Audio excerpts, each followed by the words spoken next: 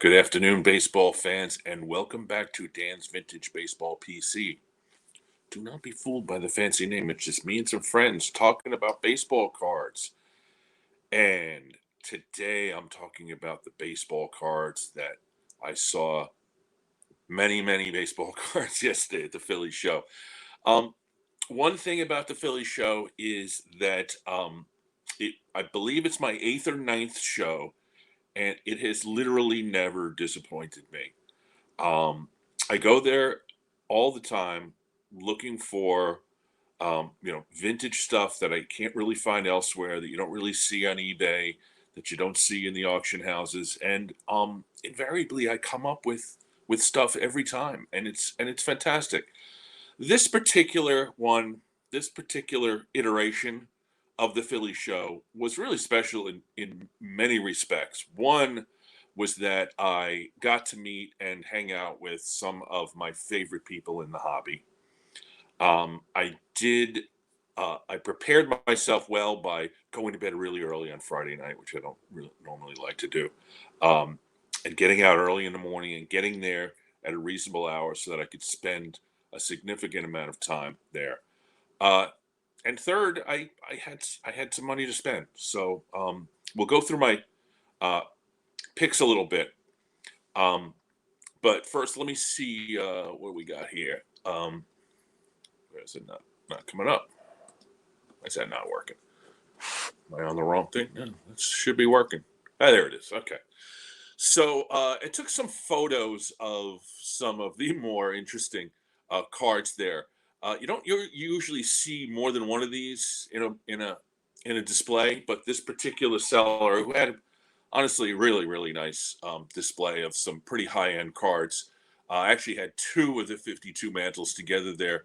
The two for 75. I mean, I think that's a high number. It's not like I go around pricing this card every day. And then there's the four for $105,000.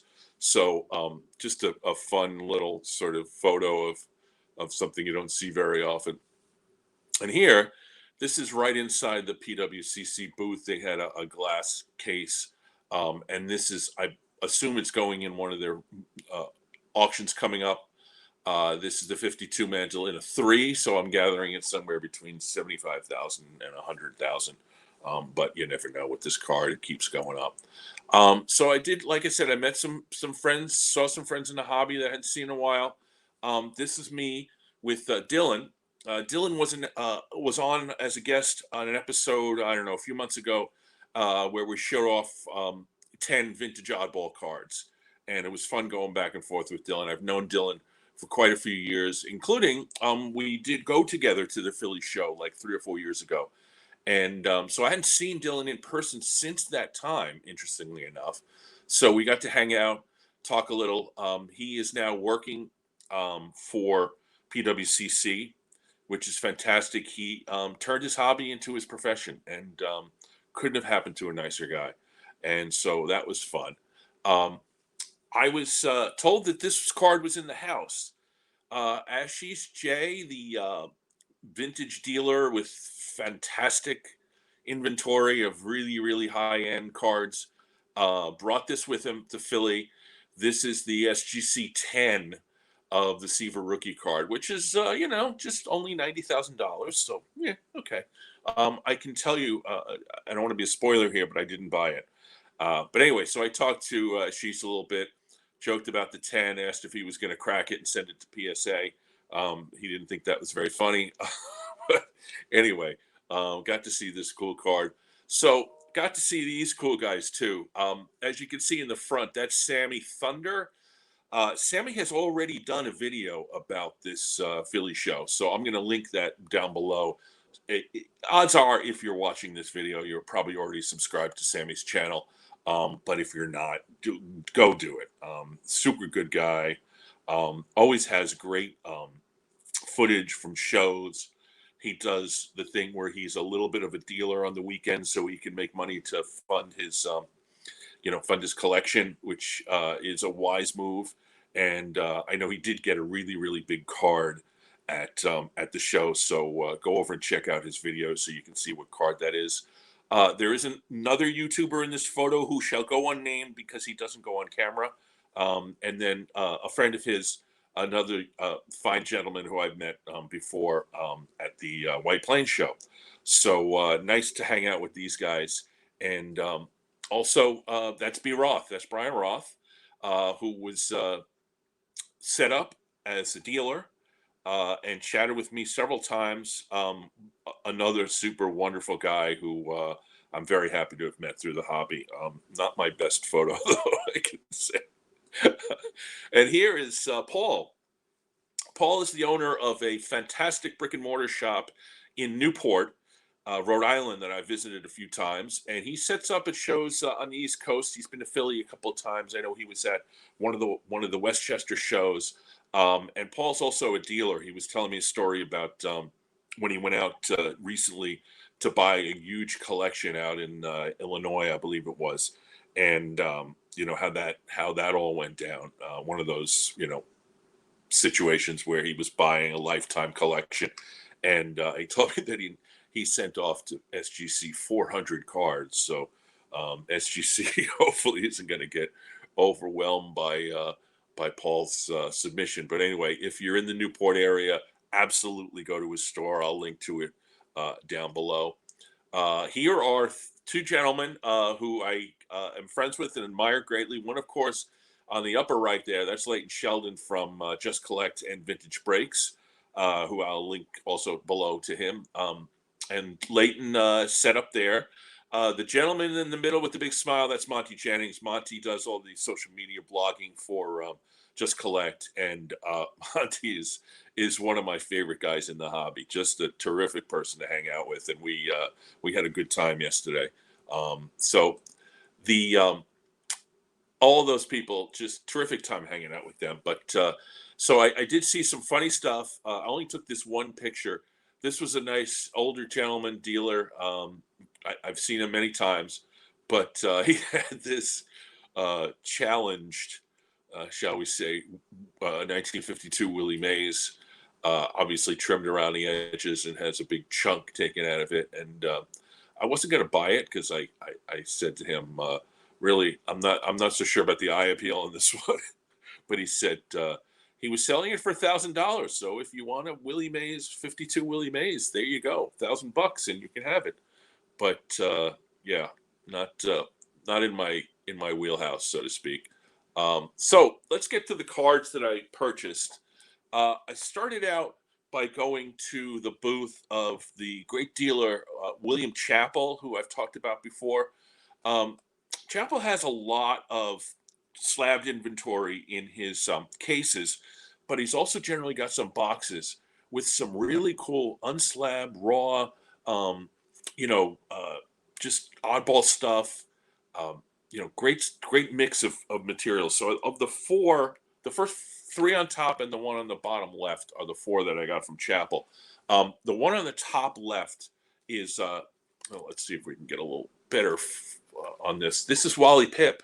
It's a 1923 W515 of Wally Pipp. Wally Pipp was, of course, the first baseman for the Yankees who got sick and got replaced by one Lou Gehrig, and Wally Pipp lost his job. But he was a terrific player, and he has that story. So I figured to get this card, which I think I spent like $22 on it, I'm going to get it graded by SGC, and nice addition. Woo! Nice addition to my Yankees collection. So the other one I got, and this is also a Yankees-based card, is another W515. This one is the Musial brothers.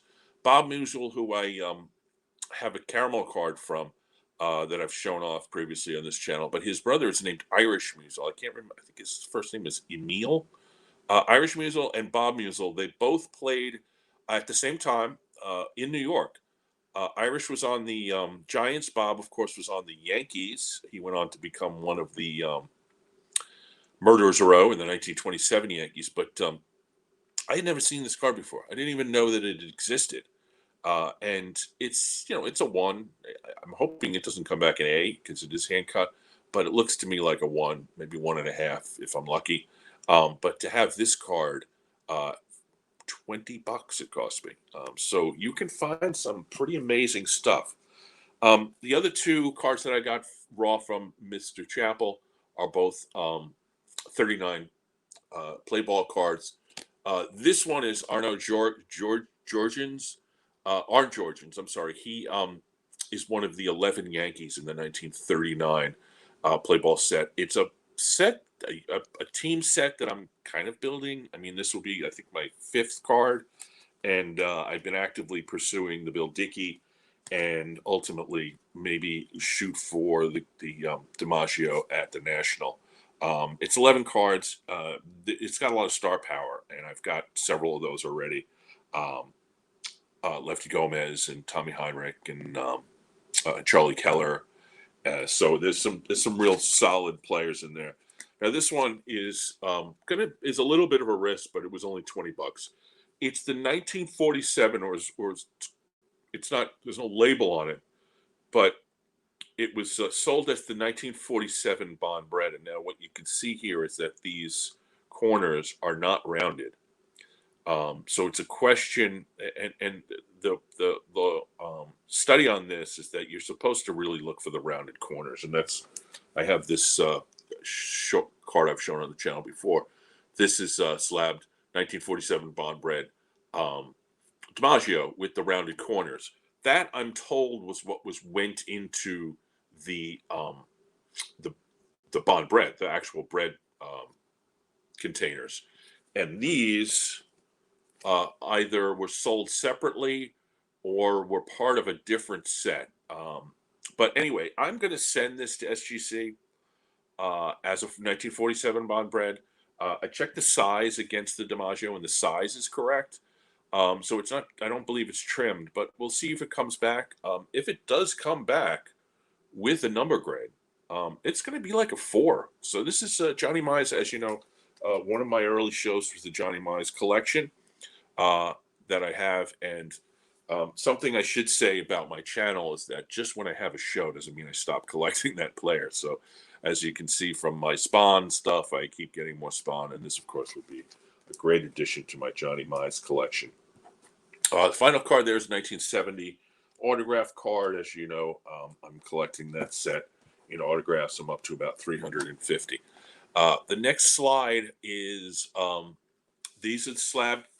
These are not the biggies, but these are some good slabs here. As you can see, there's the 1952 Joe Garagiola in a 6, which is, according to me pricing it out, is about a $50 card. I did not pay $50 for this. It was marked at 50, but I negotiated down for a bundle. The other card in here that was 50 is the where is it? Here it is, the 69 Don Drysdale. It is an old PSA label, but it is a 7. I mean, the corners are super sharp. The centering's a tiny bit off, but otherwise, it's a fantastic card. I had this card as a kid. As you know, I started collecting in 1970 as a kid.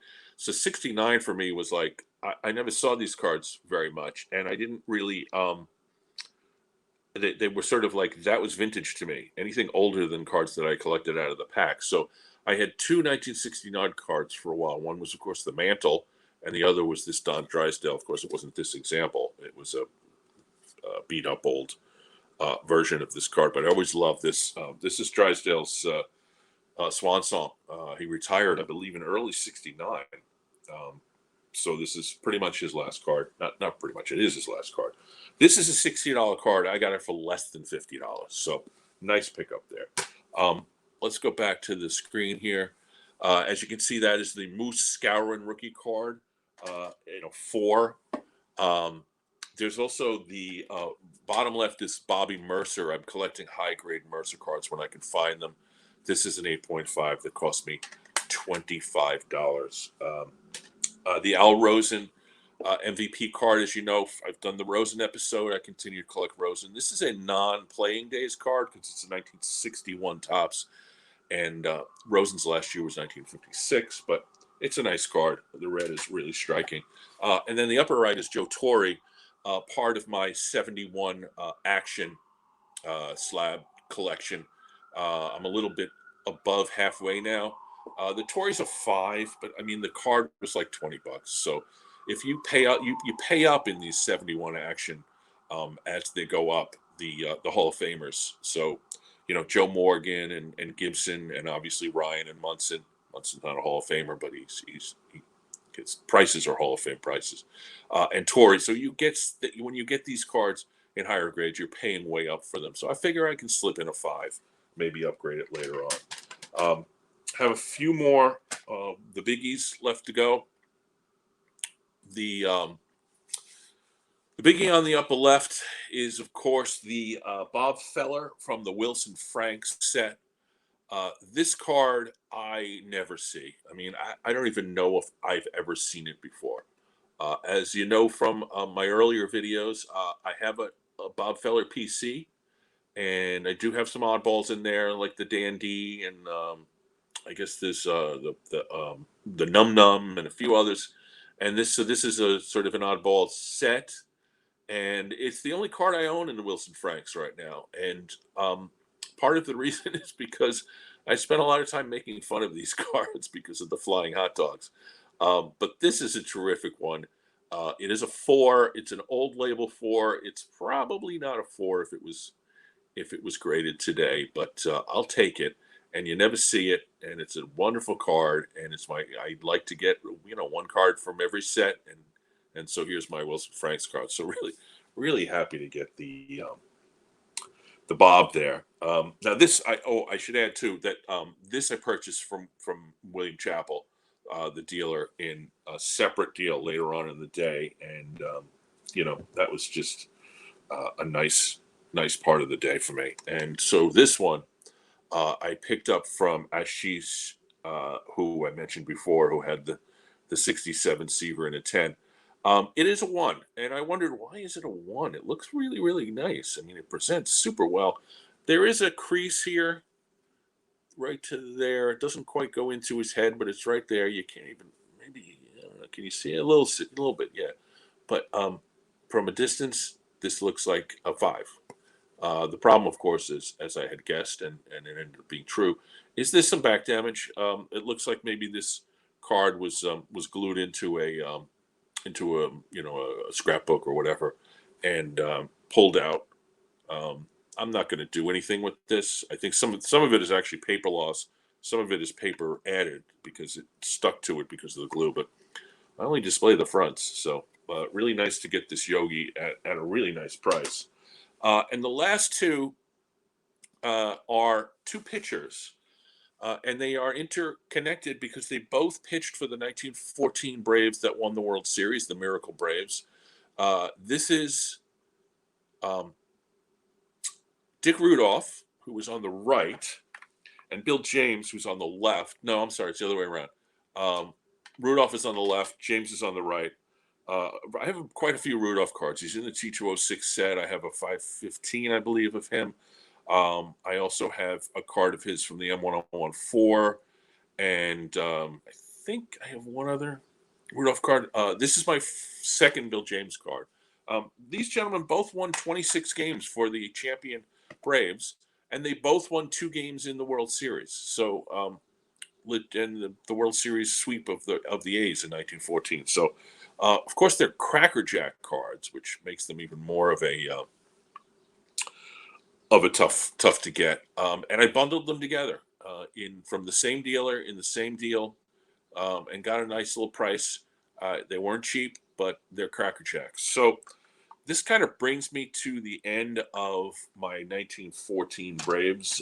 Not to the end of it, but to the point where I feel like I could have a show on them.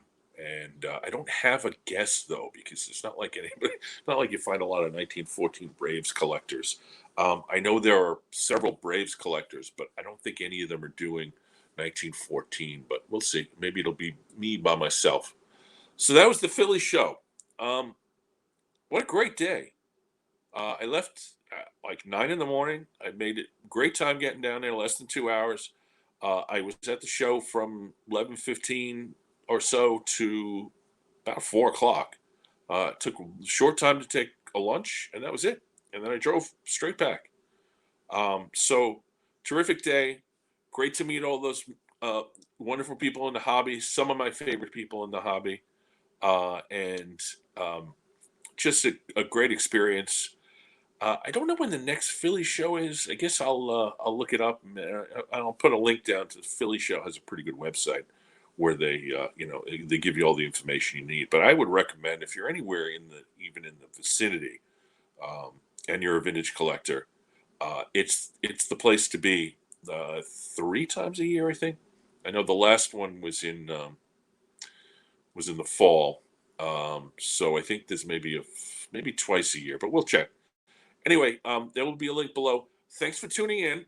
I am away for a week and a half, so I'm not sure if I'm going to have an episode next week. But I'm working on some cool stuff. Potentially a Phil Rizzuto show. Potentially a person who does art, like baseball art. And of course, I'm still working on my 34 and 33 Gaudy, and also Zach Wheat. The Zach Wheat collector and I have, the super collector and I have finally touched base. So I think that's probably going to happen too. So a lot of good things coming up. Again, thanks for tuning in, and we'll hopefully see you next week, if not two.